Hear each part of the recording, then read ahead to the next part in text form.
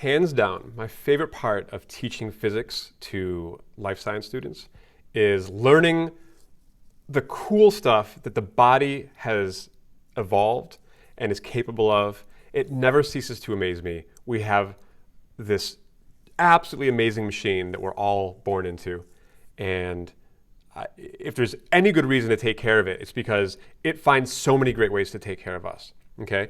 So one of those ways is that our bones are able to be so sturdy and so powerful that we can do all these things and like lift things and play sports, right? But they're also just bendy enough. They're just compressible enough so that they don't break easily and they absorb some of our shock, right? So in this problem, we said that there's a young child who weighs about 35 kilograms, right? Falls from a tree that he's climbing that's 4.7 meters high. So here's our tree.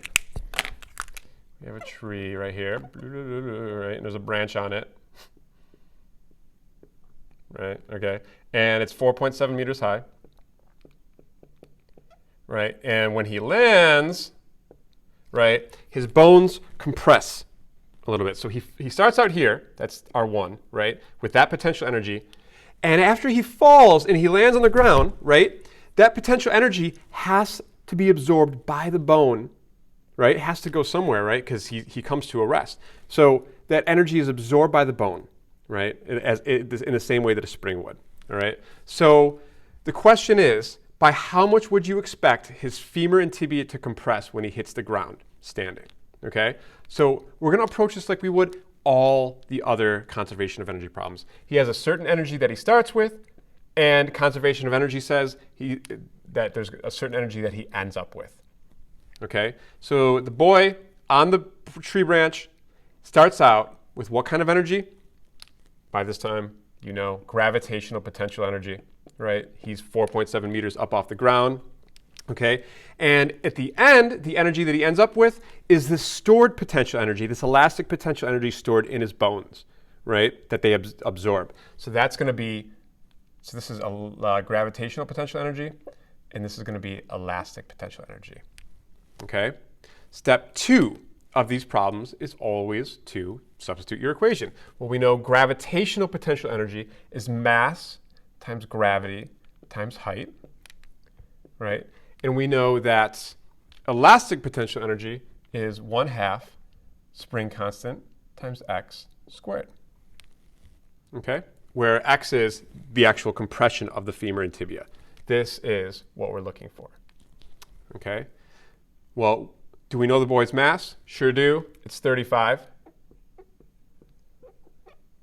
Do we know gravity? Sure do. It's 9.8. Do we know the height of the branch? Absolutely. It's 4.7. And do we know the spring constant inside a femur? Well, a typical bone, and they vary, but a typical bone is about 1.7 times 10 to the 7. And that's specifically for a femur, okay? Because different bones have different thicknesses and they're formed slightly differently. But for a femur, we're looking at 1.7 times 10 to the 7 times x squared. And so we're just solving for x here. So do our algebra, multiply by 2, divide by 1.7 times 10 to the 7, take a square root, and I get about 1.4 centimeters. Okay? That's 0.0014 meters, but 1.4 centimeters. So it's conceivable that when you fall from it's a pretty good distance, right? That's a little over 20 feet. And if someone were to land on their feet that way, you're actually compressing about 1.4 centimeters. That's like that much, right? That is one of the amazing things about the human body, that it's capable of protecting us in so many ways. For those of you who have studied biochemistry, you probably know just the sheer number of ways just chemically that the body is constantly protecting us. And anyone who studied microbiology knows how many ways that our gut biome is contributing to our immune system and protecting us with little bacteria and microbes. So yeah, let's end on that positive note that our bodies are amazing. And I will see you next week for Momentum in Center of Mass.